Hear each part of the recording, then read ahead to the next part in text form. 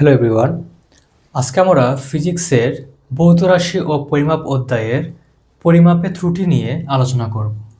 সাধারণত পরিমাপে দুই ধরনের ত্রুটি হয়, একটি হচ্ছে চূড়ান্ত ত্রুটি, একটা হচ্ছে আমার আপেক্ষিক ত্রুটি। এই চূড়ান্ত ত্রুটি এবং আপেক্ষিক ত্রুটি যদি আমরা বুঝতে পারি, তাহলে আমাদের ভৌত রাশি এবং পরিমাপে যে টাইপের ম্যাথ আসে আমার ত্রুটি থেকে আমরা ইজিলি এগুলো সলভ করতে পারবো।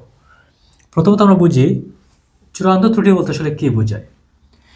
এটা সূত্রটা হচ্ছে আমরা পরিমাপকৃত মান এবং প্রকৃত মানের আমাদের অ্যাবসোলিউট ভ্যালুটা আমরা নিব, মানে আমাদের প্রকৃত মান। আমরা ধরলাম একটা এক্সাম্পল দেই, যেমন আমার কোনো একটা বস্তু পরিমাপে আমার প্রকৃত দৈর্ঘ্য হচ্ছে 20 সেন্টিমিটার, এটা তার প্রকৃত দৈর্ঘ্য।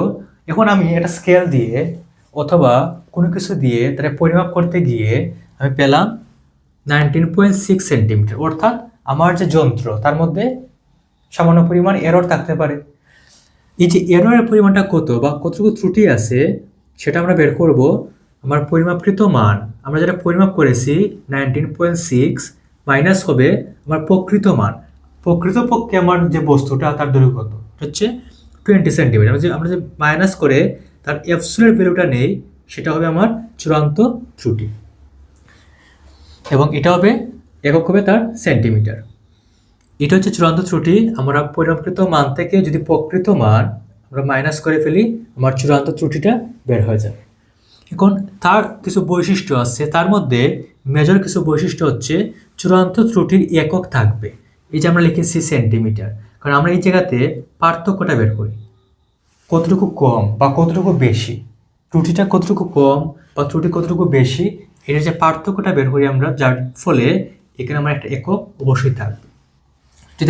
যদি আমরা দৈর্ঘ্য বের করি, তাহলে আমরা লিখতে পারি সেন্টিমিটার বা মিটার, এভাবে থাকবে। যদি আমরা ভরের পার্থক্য বের করি থাকবে কেজি, যদি আমরা সময়ের পার্থক্য বের করি থাকবে সেকেন্ড। এইভাবে যদি আমরা চূড়ান্ত ত্রুটির মধ্যে পার্থক্য বের করি এবং এইটার অ্যাবসোলিউট ভ্যালু নেই, তাই এটা হবে শুধু আমরা মানটা লিখবো, এখানে তোমার পজিটিভ সাইন হবে এবং একটা একক থাকবে। এটি চূড়ান্ত ত্রুটি, তোমরা এই সূত্রটা ভালোভাবে মনে রাখবে। এবং এখানে পরবর্তী হচ্ছে আপেক্ষিক ত্রুটি। আপেক্ষিক ত্রুটি বা রিলেটিভ এরর, এটা বলতে আসলে বোঝায় চূড়ান্ত ত্রুটি এবং প্রকৃত যে মান তার অনুপাত। এটা একটা অনুপাত বোঝায়। দেখো, আমরা কিন্তু কিছুক্ষণ আগে বের করলাম চূড়ান্ত ত্রুটি 0.4 সেন্টিমিটার এবং তার প্রকৃত মান ছিল 20 সেন্টিমিটার। যদি আমি, যেহেতু এটা একটা অনুপাত, দৈর্ঘ্যের অনুপাত অথবা হতে পারে ভরের অনুপাত, যেহেতু অনুপাত এইটা, আমরা কিন্তু এই সেন্টিমিটার এবং নিচের যে সেন্টিমিটার এটা ক্যান্সেল হয়ে যাবে। তাই আমরা বলতে পারি আপেক্ষিক ত্রুটির কোনো একক থাকবে না বা কোনো একক নেই, যেহেতু এটা অনুপাত বোঝায়। এবং আপেক্ষিক ত্রুটি বলতে আসলে বোঝায় চূড়ান্ত ত্রুটি বাই হচ্ছে প্রকৃত মান। এটা আমরা কি জন্য বের করব? এটা বের করব আমরা যখন আমার একটা পরিমাপের অ্যাকুরেসি বের করতে হবে।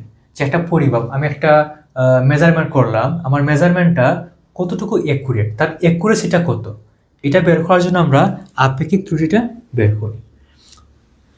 তোমরা একটা লক্ষ্য করে দেখতে পারবে, আমরা যদি আপেক্ষিক ত্রুটিটা বের করতে চাই, আমাদের কিন্তু চূড়ান্ত ত্রুটিটা অবশ্যই জানা থাকতে হবে। এই জন্য আমরা এটা আগে বের করে নেব চূড়ান্ত ত্রুটি, এরপর আমরা আপেক্ষিক ত্রুটিটা নির্ণয় করব। এরপরে তোমার পরীক্ষার মধ্যে আসতে পারে শতকরা ত্রুটি বা শতকরা আপেক্ষিক ত্রুটি। আমরা সিম্পলি আপেক্ষিক ত্রুটিটা বের করে তাকে 100 দিয়ে গুণ দিয়ে দেব, তখন এটা পার্সেন্টেজে চলে যাবে। এটা হচ্ছে শতকরা আপেক্ষিক ত্রুটি, অথবা আমরা বলতে পারি শতকরা ত্রুটি। তো আশা করি তোমরা সবাই বুঝতে পেরেছো এই আমরা কীভাবে ত্রুটির ম্যাথগুলো সলভ করব। এটা হচ্ছে আমাদের বেসিক থিওরিটিক্যাল ক্লাস। আমরা পরবর্তী ক্লাসে এই টাইপের যে ম্যাথগুলো আসে পরীক্ষার মধ্যে, আমরা ধাপে ধাপে এগুলো সলভ করে দেখাবো।